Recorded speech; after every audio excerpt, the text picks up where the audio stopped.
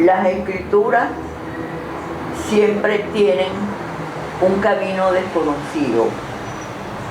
Te llevan a un bosque donde no sabes qué te vas a encontrar. Efectivamente, puede haber un antecedente muy preciso en las frases que tú citas y que aparecen, creo, en Yo amo Columbo. Pero cuando comencé este libro, no recordaba para nada esa frase. Solo tenía muy presente que había vuelto a leer, después de mucho tiempo, Las olas de Virginia Woolf. Es un libro que me impresionó enormemente porque lo leí a los 14 años. ¿Por qué lo leí? Pasó que en un momento, cuando un profesor faltaba a una clase, venía otro a reemplazarlos. Y para mí fue una gran suerte que don Felipe Massiani, padre de nuestro encantador escritor, Pancho Massiani, el profesor Felipe Massiani nos habló del soliloquio interior y citó Mrs. Dalloway, la señora Dalloway de Virginia Woolf, y yo me interesé mucho.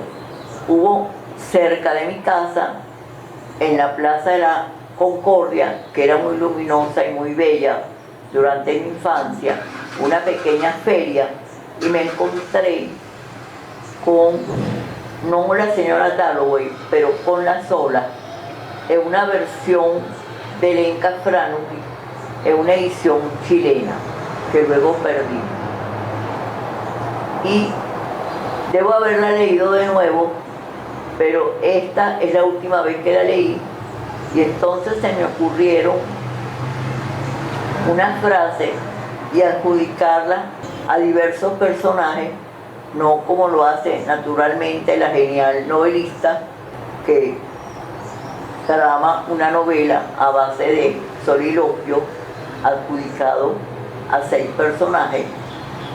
Lo mío es como un coro de voces, y ahora no me molesta, después de haber leído un libro muy intenso y maravilloso de la escritora y periodista Svetlana Alexievich, porque cuando tú quieres de alguna manera dar una idea de lo que es la sombra de la historia, de pronto te aparece no solo tu voz, o tu voz a través de muchas voces.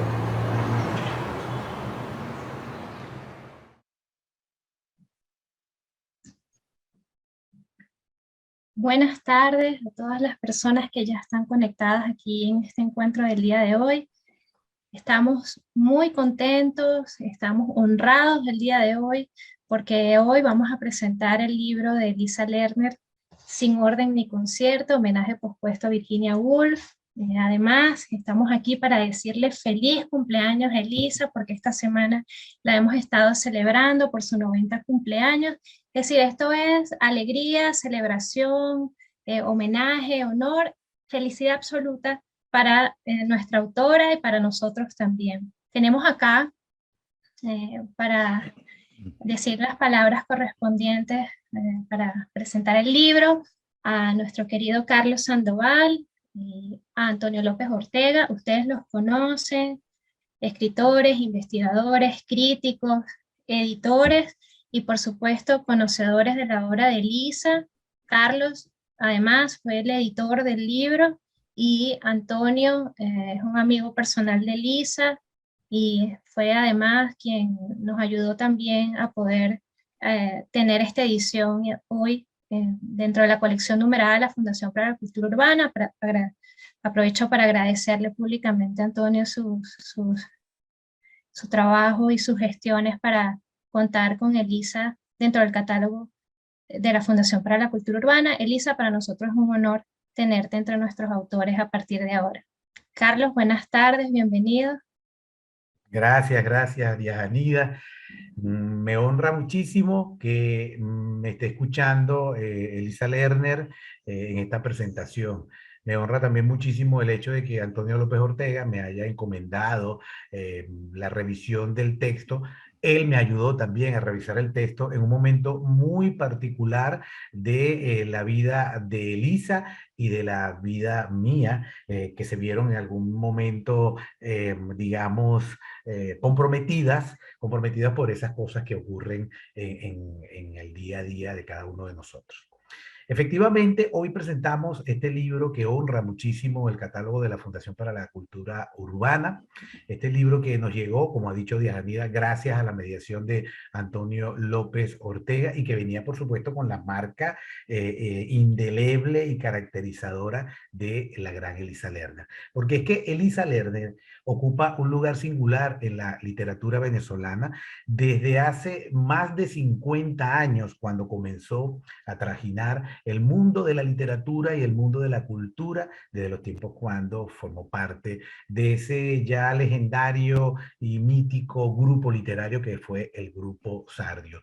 No se puede conocer la historia de la literatura venezolana de los últimos 60 años, por lo menos, sin hablar del Grupo Sardio y de quienes allí estuvieron echando las bases de lo que sería una nueva visión de la composición literaria en Venezuela y en cuyo seno justamente Elisa Lerner ha ido dejando un trabajo que ya, por supuesto, es reconocido no solamente en Venezuela y no solamente en las universidades donde abundan las tesis, aunque quizá Elisa no lo sepa, abundan las tesis sobre sus crónicas, sobre su dramaturgia, sobre su narrativa y esperemos que ahora sobre este libro tan singular que, como verán, viene a constituir un estadio más en esa visión de lo literario y de la reflexión que maneja Elisa Lerner. Elisa Lerner, por supuesto, irrumpe en la literatura venezolana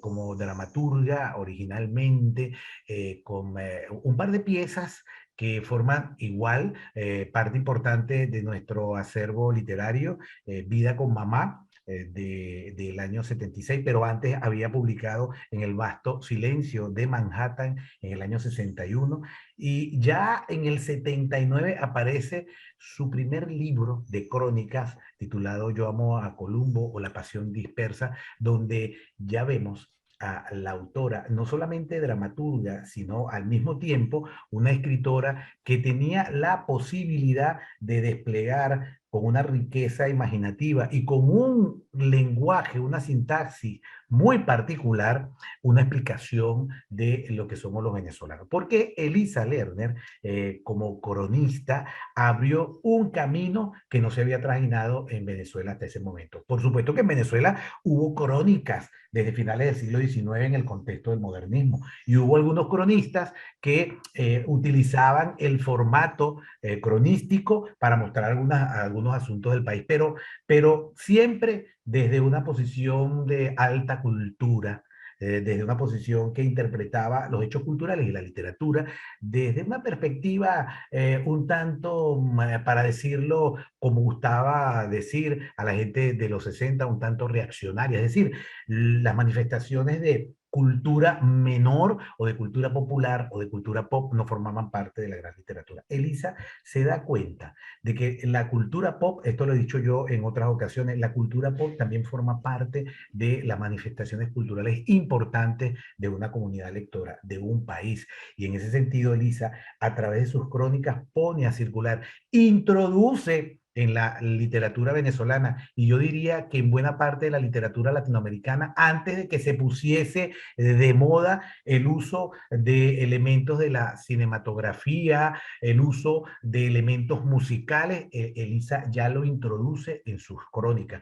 Evidentemente, la narrativa se va a apropiar en América Latina muy posteriormente de esa idea de que lo popular era interesante e interesaba a los lectores como parte de una definición idiosincrásica, pero eso es en el 80, en los años 80, ya desde finales de los 50, en el transcurso de los 60, en los 70, y eso se puede demostrar perfectamente en el libro del 79, Yo amo a Columbo. Elisa ya venía trabajando la importancia de esto. No solamente entonces tenemos a Elisa como dramaturga y como cronista por completo reconocida por todos los que nos encargamos de estudiar la literatura venezolana y como una de las maestras, aunque a lo mejor a ella no le gusta que la califiquen de tal, una de las maestras de la crónica literaria en Venezuela. Pero luego, al mismo tiempo, por la misma necesidad de Elisa de tratar de explicar lo que somos, cómo nos comportamos y sobre todo hacia dónde vamos, Elisa fue desarrollando una dimensión ensayística que cuaja primero en un texto que publicó hace muchos años, un volumen creo que editado por el IESA, en un libro que se llamaba Venezuela, una ilusión de armonía, algo así, no recuerdo el título correcto, pero allí ya Elisa tiene un texto donde trata de explicar con un tono ensayístico muy particular lo que venía ocurriendo en el país. Y luego Elisa se convierte o más bien deja brotar, porque ya eso venía también circulando en alguna de sus obras, deja brotar su carácter de novelista, de narradora, que ya había mostrado, decía en algunos textos, como Homenaje a la Estrella, por ejemplo, en El Entretanto. Allí ya había elementos que nos podían definir a Lisa como una narradora, pero luego, con De Muerte Lenta y la señorita que hablaba por teléfono, allí ya Elisa está plenamente desplegada como una narradora. También hay ya trabajos que tratan de evaluar este tipo de manifestación.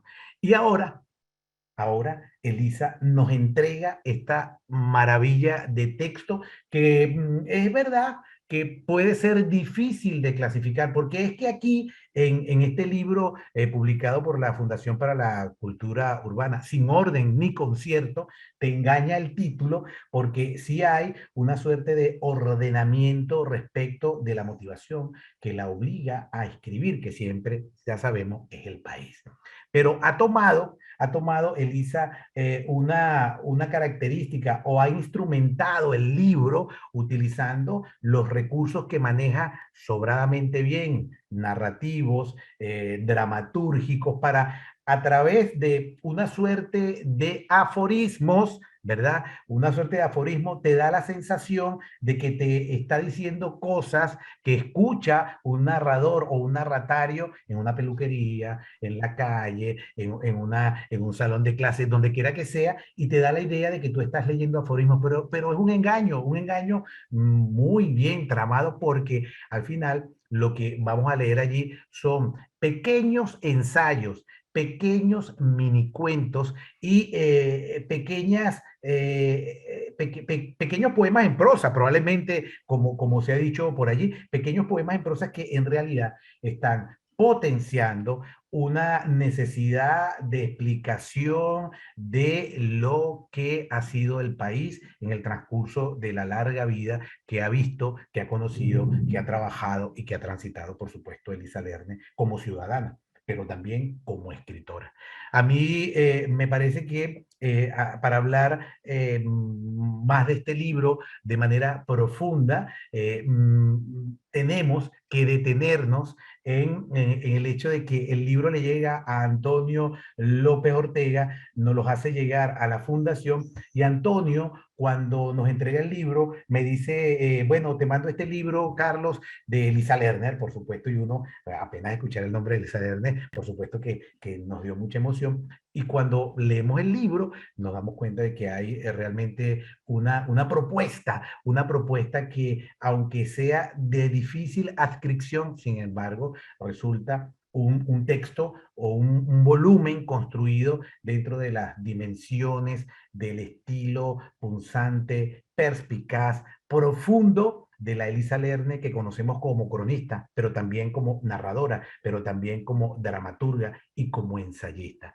No sé, para empezar esta conversación, presentación, al final le daremos la palabra también a Elisa. No sé, Antonio, si tú estás de acuerdo con esta percepción o qué opinas de esta mirada que yo críticamente he obtenido en tanto editor del volumen. Te escucho, querido Antonio. Mira, bueno, yo coincido plenamente, Carlos, son cosas que hemos hablado antes y, y coincido plenamente en un hecho que es relevante, que es,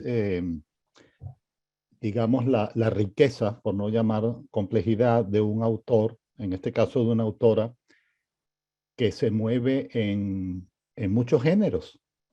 Y eso es algo muy impresionante y que no se ve con frecuencia. Es decir, estamos hablando podemos hablar de la Elisa narradora, más específicamente de la Elisa novelista. Podemos hablar de la Elisa eh, dramaturga. Yo lo he conversado con ella, yo tuve la fortuna de estar en el año 76 en la sala Juana Sujo, en el estreno de Vida con Mamá. Fue mi primer contacto con Elisa, fue mi primer conocimiento con Elisa. Yo tenía 18 años y yo dije, ¿qué es esto? ¿No? ¿Qué obra tan impresionante? O sea, todo lo que se podía decir solamente con dos actores. En este caso con dos actrices que se movían en un espacio muy reducido, ¿no? Y aquello creaba una tensión y una fuerza extraordinaria. Y está también, como lo has dicho, la Elisa cronista, pero que arropa lo que podríamos llamar la crónica moderna desde un momento muy anterior.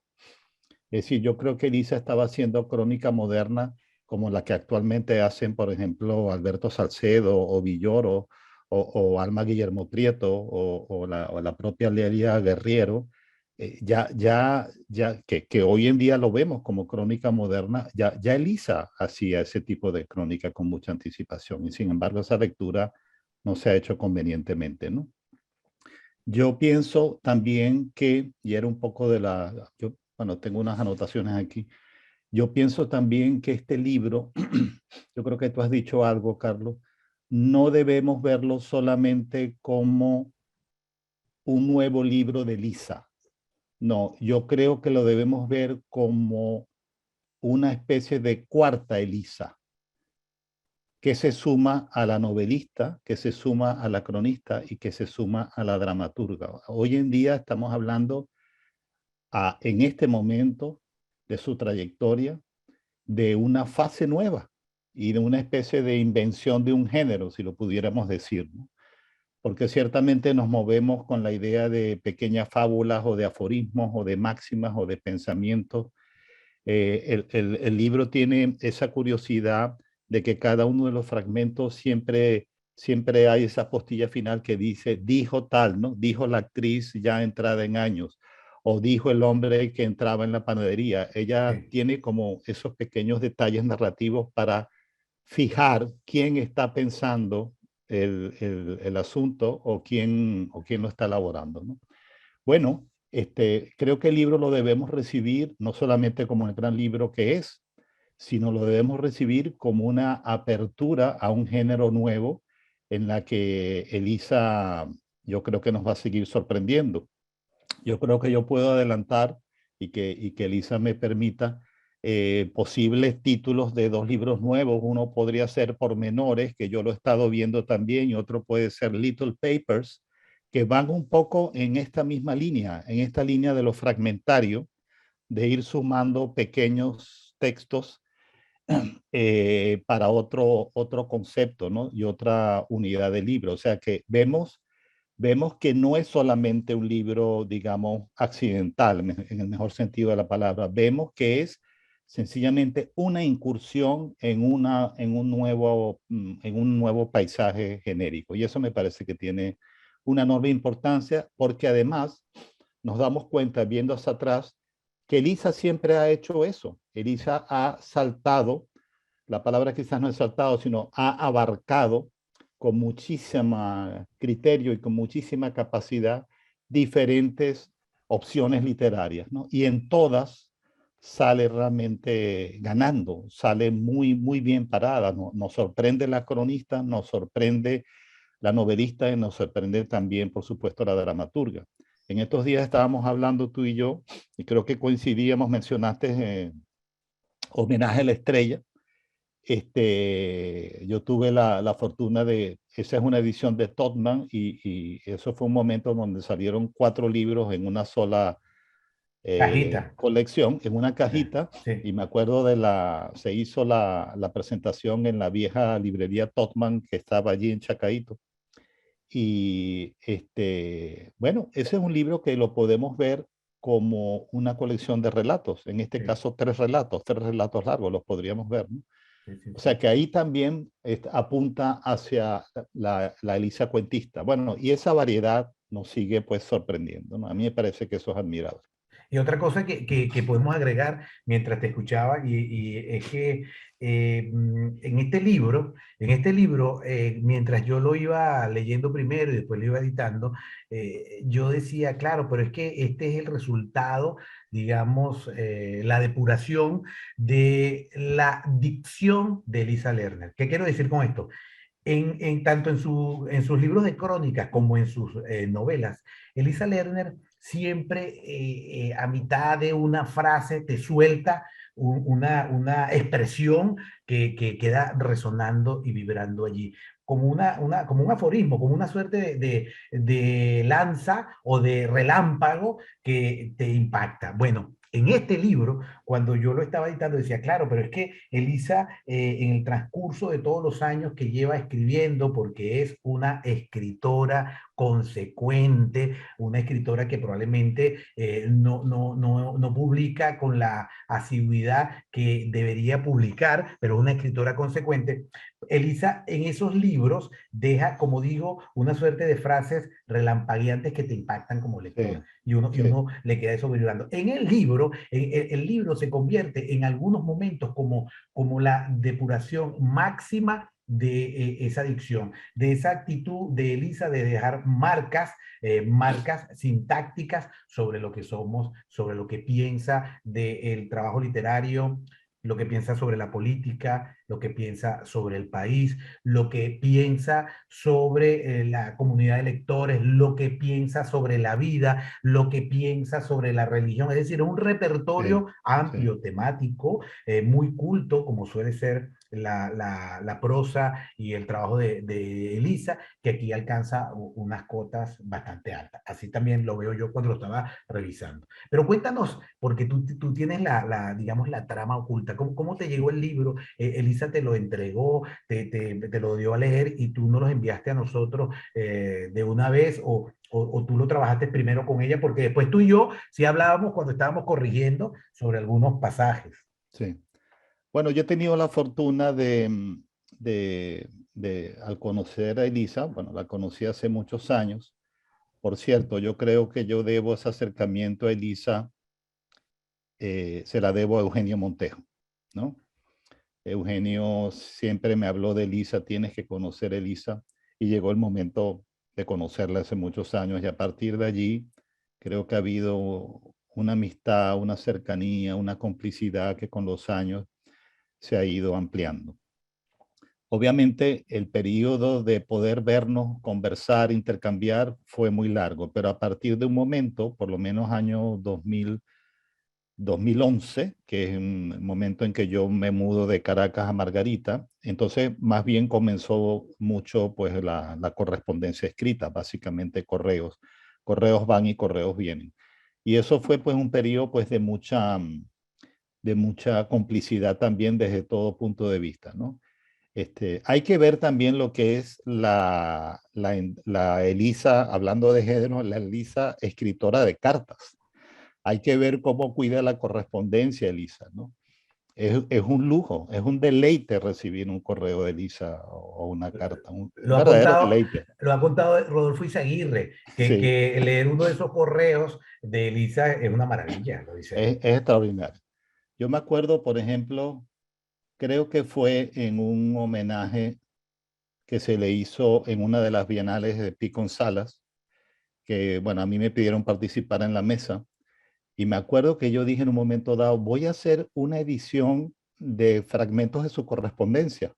Y armé una cosa como de 8 páginas de cosas escritas a distintas personas que de pronto me copiaban, ¿no? Había correos a Víctor Bravo, a Diomedes Cordero, en fin.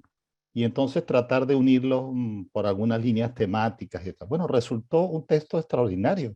Que tú, además, un texto que permitió ver de entrada como todo lo que es su intimidad, ¿no? Entonces, digamos, la complicidad viene de todos esos tiempos. Entonces, claro, yo siempre estaba al tanto y ella también de mí, bueno, de lo que estábamos trabajando, ¿no? Yo me decía, Antonio, estoy en esto, etcétera. Hay también un salto, un momento que fue muy bonito, que, que fue la publicación en la colección Bigoteca, cuando yo estaba en la Fundación Bigot, de su novela, De muerte eh, lenta. exactamente, de Muerte Lenta. Esa fue también una experiencia extraordinaria, eh, previa a muchas de las otras experiencias. Recibir el texto de Elisa, conversarlo con ella, leerlo. Bueno, ya era un texto impecable. Y después, bueno, toda la vida que tienen los libros, ¿no? Los diseños, en fin. Fue un trabajo muy grato, muy hermoso. Y ahí comenzó, esa creo que fue la primera, digamos, empresa editorial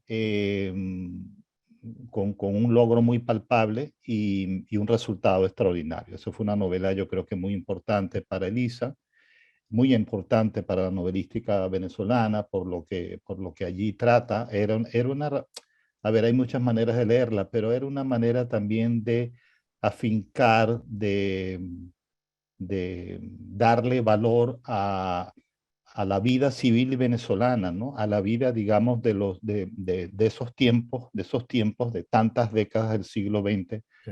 donde vivimos pues una vida civil plena con mucha plenitud cultural y con mucha...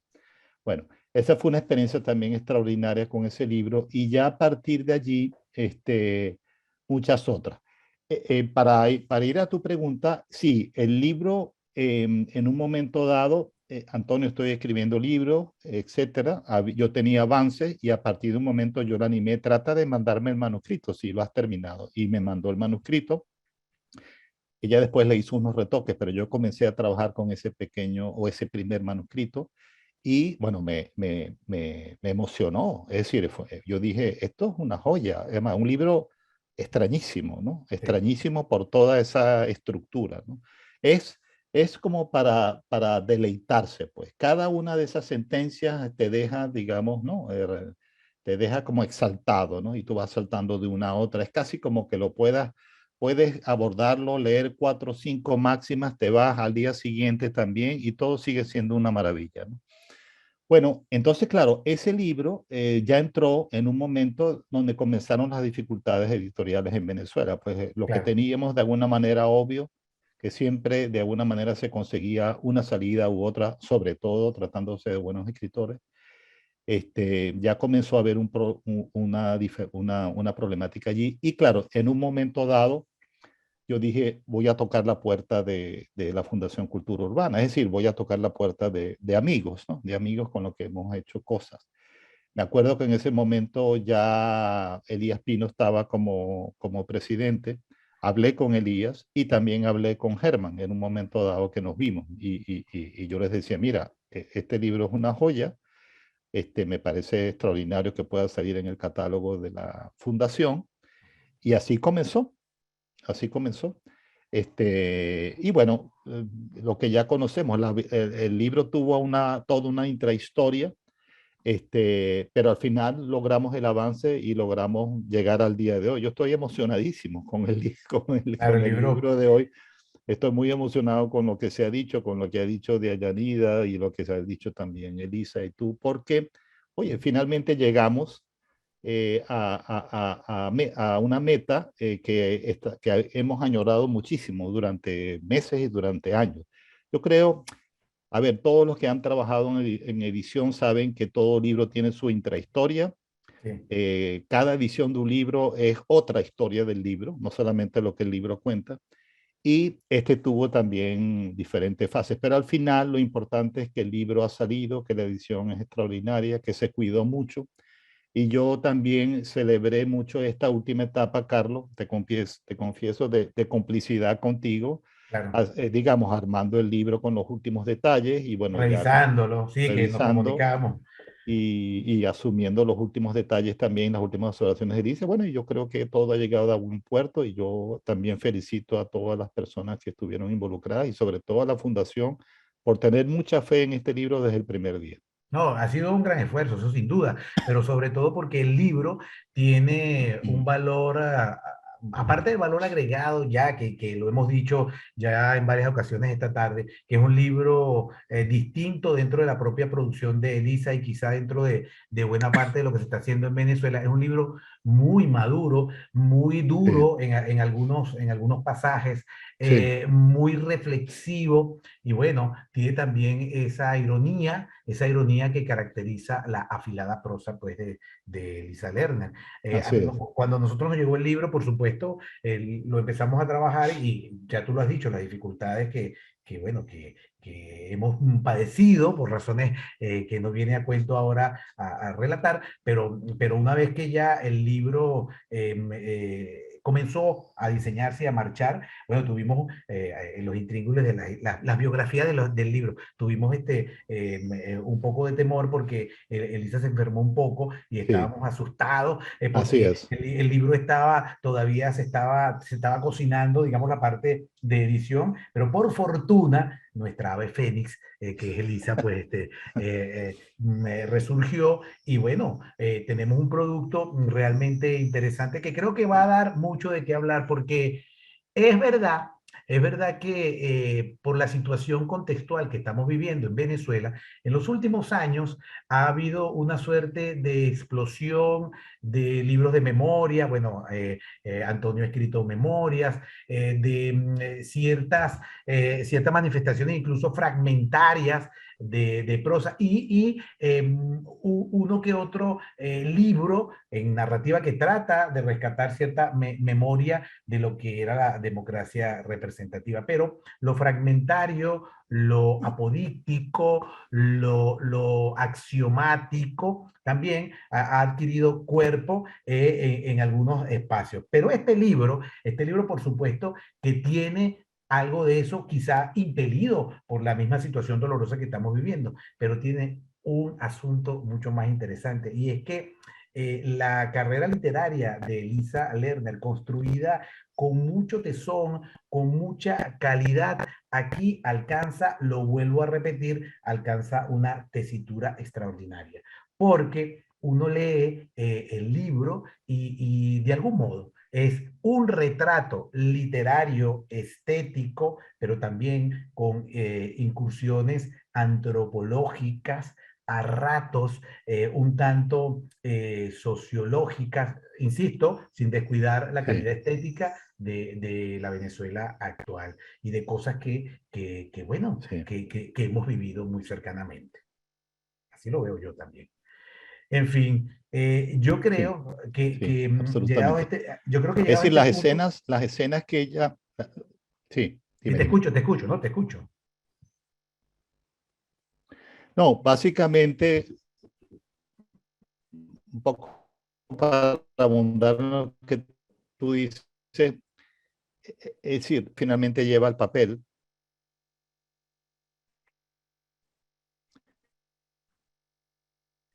Eh, ¿No? Se puede pasar que, bueno, finalmente está, digamos, hablando de un personaje está hablando un señor humilde, o de pronto está hablando una persona, digamos, que no es de fiar, en fin, Mm. eso que tú llamas como la sociología de los posibles personajes que piensan o dicen o reflexionan, nos va, por supuesto, como ubicando, ¿no? A mí me parece mucho, a mí me impresiona siempre mucho, y en este libro está, y en su novelística está, la capacidad que ella tiene para ver y después para reflejar eso que ve. Con Elisa hay que a veces hacer un ejercicio que es de pronto juntar a unos estudiantes que estén en un taller y digamos decir, no, a ver, y que cada quien diga lo suyo y que luego Elisa diga lo que ella ve. Y lo que ella ve no lo ve nadie. Es decir, la complejidad, lo que ella le pone, lo que ella interpreta, es siempre de una riqueza magistral. Es decir, es una de sus atributos, de sus vocaciones, una capacidad para ver que se vuelve casi como en una especie de perforación de la realidad, ¿no? Entonces, eso para un narrador es lo mejor que un narrador pueda tener, o mejor dicho, cuando vemos narradores así, decimos, bueno, esto es un narrador, ¿no? Claro. Y eso está en la piel de Lisa, pero completamente internalizado. Es admirable. Claro, claro, porque Elisa pertenece a, digamos, a un grupo de escritores venezolanos que entiende el trabajo literario como una vocación de cultura, es decir, está constantemente leyendo y no porque uno la conozca, es que uno lo ve en sus textos, está constantemente leyendo, reflexionando y produciendo conocimiento estético sobre eso que reflexiona. Es Sí, decir, una de las cosas que a veces uno lamenta de cierta narrativa en algunos lapsos y de cierta ensayística, de cierta poesía y de ciertas crónicas de algunos lapsos de nuestra literatura es la falta de formación, de lecturas y sobre todo absolutamente. de reflexión. Aquí no, aquí uno siente que lo que está allí es el producto cuasi final, porque Elisa seguirá componiendo y haciendo cosas de un proceso reflexivo literario que viene de muy atrás. Y eso lo vemos en Venezuela en la actualidad en pocos autores, porque bueno, porque las condiciones que estamos viviendo a veces no permiten, por la urgencia de los asuntos, no permiten asentarse un poco y reflexionar lo doloroso que ha sido pues este tramo de Por nuestra supuesto. historia. No sé si Ajanida nos permite que dar la palabra a la propia Elisa, ¿verdad? Para que Elisa pues nos hable de la experiencia de su libro y bueno, y nos brinde posibilidad, la posibilidad de escucharla y de que la escuchen los que están aquí conectados esta tarde. Por supuesto, el micrófono es de Elisa y esto es para Elisa, por supuesto. Eh, bueno, yo estoy muy conmovida. Eh, ¿Qué puedo decir? No puedo agregar más nada. Solo puedo decir que estuve a punto de ser una escritora póstuma y, y por eso es que tuve la suerte que Antonio López Ortega y Carlito Sandoval, además, hayan tenido el trabajo añadido de darle una última mirada al libro. Por eso también tengo que darle las gracias. Creo que es un momento como es de agradecimiento que quiero agradecer porque hay un espléndido artículo del joven Diego Arroyo en Pro Da Vinci, aparte de uno maravilloso de Antonio López Ortega, que ya para nuestra fortuna conocíamos, que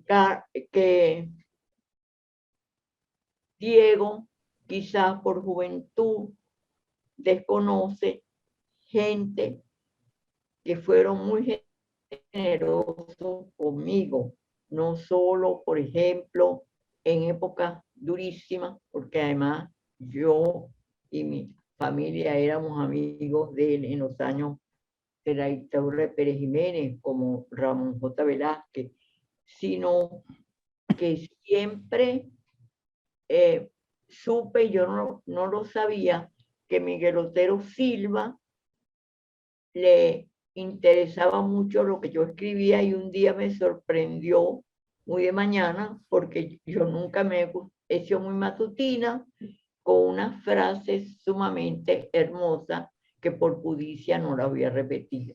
Pero tengo que reconocer que aparte también de mis compañeros de generación, por ejemplo de Rodolfo Izaguirre, que decía que yo era escritora y no escribía nada, y ya repetió muchas veces que mi hermana se indignaba y decía, Elisa, ¿sabe que nosotros no somos una familia rica? Y mi padre siempre te está comprando máquinas de escribir, primero viejas, después nuevas, Pluma Fuente 51, que en eso era lo máximo para esa lejanísima época, y yo no te veo escribiendo nada. Debo reconocer la presencia de José Balsa, de la generosidad del maestro José Balsa en cómo él me obligó casi, porque yo tiendo a la dispersión, y lo he dicho, por eso titulé Yo amo a Columbo por la pasión dispersa, casi me obligó a que hiciera una selección de esas crónicas. Entonces, yo tengo que reconocer la generosidad de José Balsa y todas las veces que fue a ver Vida con Mamá. Creo que fue más que mi propia madre. Y bueno, y ahora yo no me conmueve más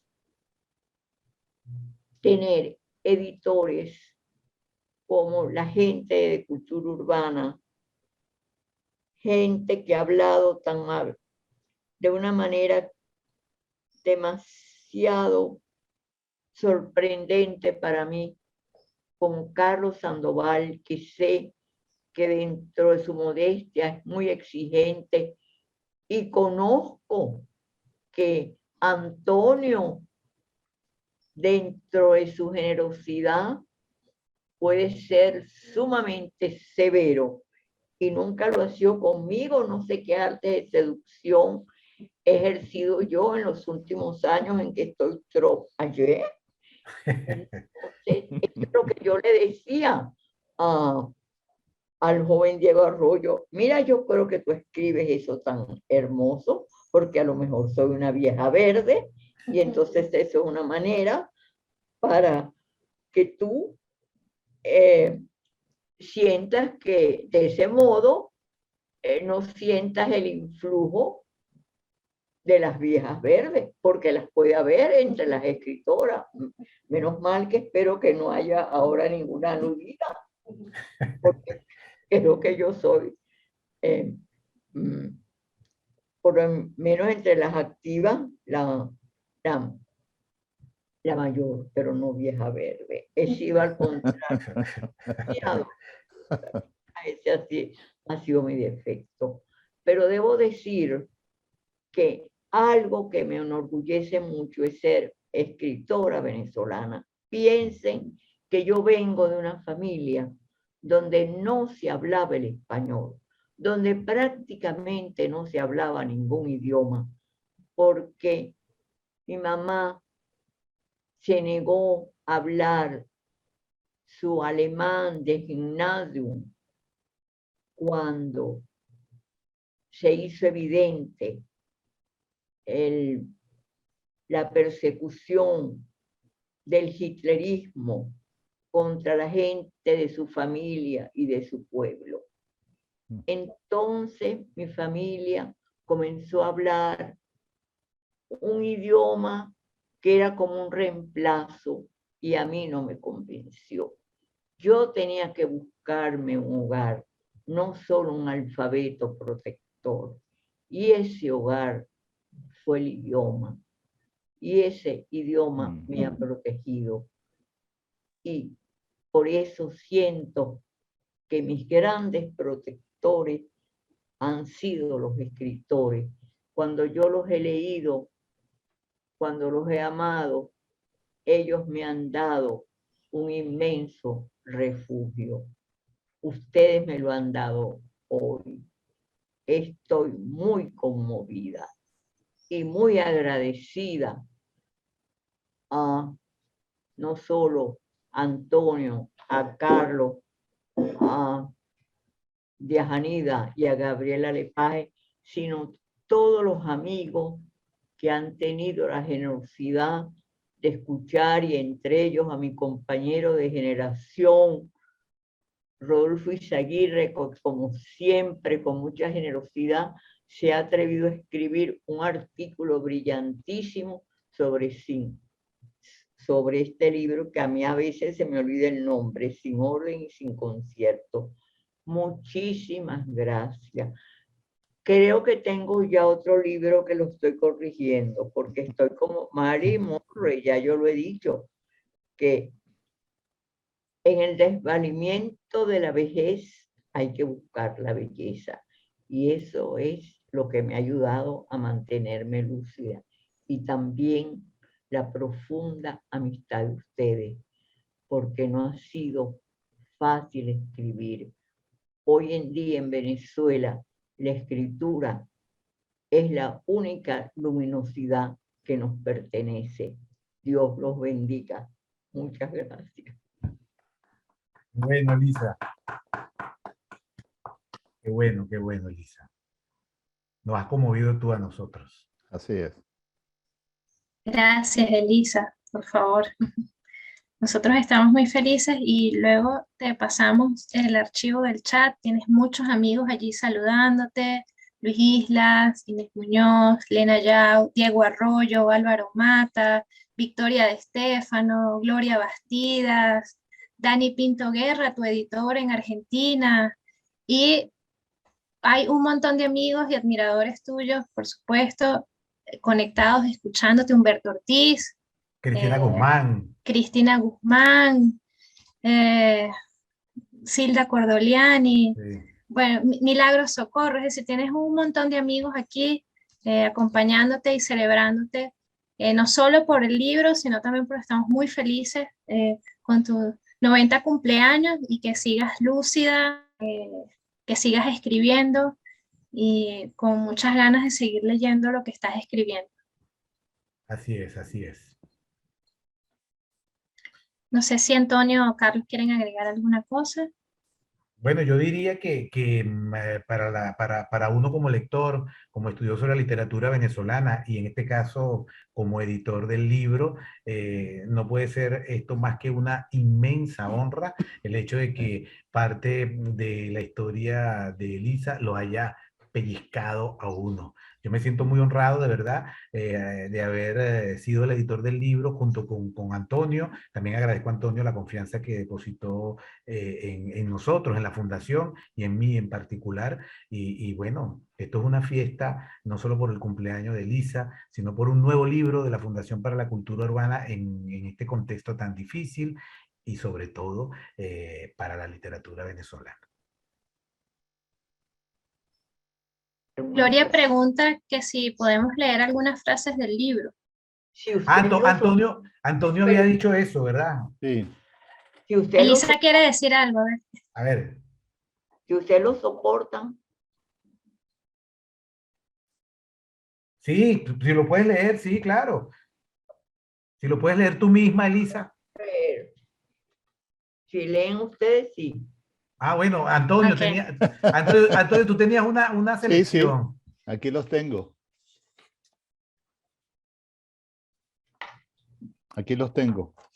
Bueno. Gracias, Cara. Gracias, Antonio, querido. No, por Dios. El número 48. De algunos de los personajes femeninos de los relatos de Truman Capote, emana el fuego modesto que mantiene encendido el horno del hogar, el calor con el que las solteronas se protegen en lugares apartados de los sobresaltos de la vida. De pronto, en homenaje a Truman Capote, me apetecía llamar a Alabama a una dama solitaria que conocí. Desde su soledad quizás hubiera atendido a mi llamado, dijo un ilusionado lector. Esa es una. Ahí ven claramente pues el comentario y luego la nota del que escribe, ¿no? Aquí hay otro que está en línea con las cosas que hemos hablado del país. El número 37. El país es la casa de la infancia, roca contra toda desolación, la sangre bella de los recuerdos, el primer periódico que leí. A los 14 años, el paraíso inmediato de una enorme librería en la esquina de uno de los bloques del Silencio, que se encargaba de vender las ediciones So Pena, la prosa de Teresa de la Parra, los poemas de Eugenio Montejo, Venezuela herida para siempre en el cuerpo sangrante de Leonardo Ruiz Pineda durante la dictadura de Pérez Jiménez. El bello mensaje de tonalidades moradas que el Ávila envía a nuestra ciudad antes que comience una noche sin compasión. Ese ser alucinado que somos nosotros mismos cuando perdemos el rumbo político. Añoranza de civilidad, oraciones maternales para conjurar el mal, dijo una escribidora.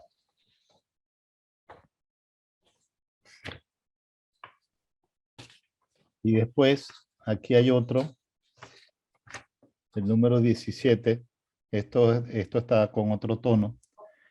Este vestido compite en belleza con los más primorosos jardines de Francia. Así se me hace más llevadero llegar a los 60. ¿Qué marido sin par tengo en Alonso? ¿A quién se le ocurre que puedo distraerme en tontas aventuras con poetas famélicos de esos que pululan en los ambientes literarios? Primero mi casa, mis sirvientas, las cenas que doy, mi chofer, mi encantador apartamentito en la playa, los viajes anuales a París instalada, por supuesto, en el Hotel Lutecia. Preciosas dádivas como envueltas en el papel movedizo de las sorpresas. ¡Qué dichosa soy!, dijo la novelista rica a la que le acaban de regalar un traje fastuoso. Muy bueno, muy bueno. Bueno, eso es parte de lo que el lector va a encontrar en el libro. Así es. Ella allí puso el link, Diajanida, de donde se puede adquirir el libro.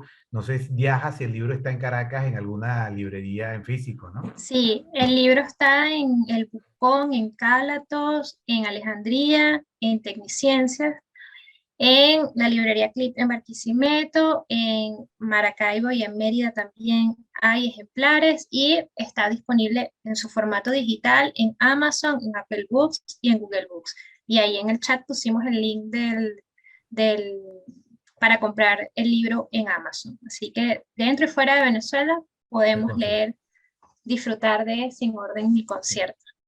Lo cual revela, esta presentación de esta tarde, lo cual revela la importancia que para un grupo importante de venezolanos lectores y que trabajamos la literatura venezolana, tiene Elisa Lerner. Porque en los últimos años, Elisa, Madera Fina primero publicó Tus Crónicas Reunidas, luego Fundavac publicó tu novela La señorita que hablaba por teléfono. Ya Antonio señaló que La Bigot había publicado también tu novela de muerte lenta, y ahora pues la fundación se une a esta celebración continua de los últimos años por recordarle al lector venezolano que tu literatura es importante y hay que leerla si queremos saber más de nosotros mismos.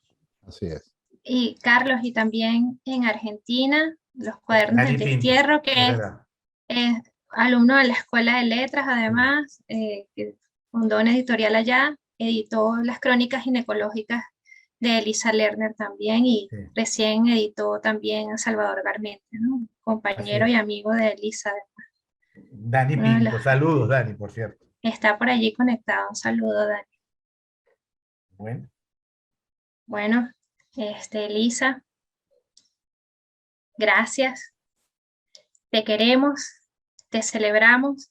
Gracias a Carlos, gracias a Antonio también, por no solamente por haber presentado el libro, sino por el trabajo que hicieron para que hoy podamos disfrutar de este libro de Elisa, de poder seguir leyéndola y sumando páginas de su escritura y de lo que ella ha ido construyendo a lo largo de estos años. Una de nuestras grandes escritoras, hay que decirlo, que es una gran novelista, es una gran cronista, yo creo que es nuestra mayor cronista y es una gran dramaturga, y debemos aprovechar que la tenemos entre nosotros y celebrarla, agradecerla y leerla y compartir con ella.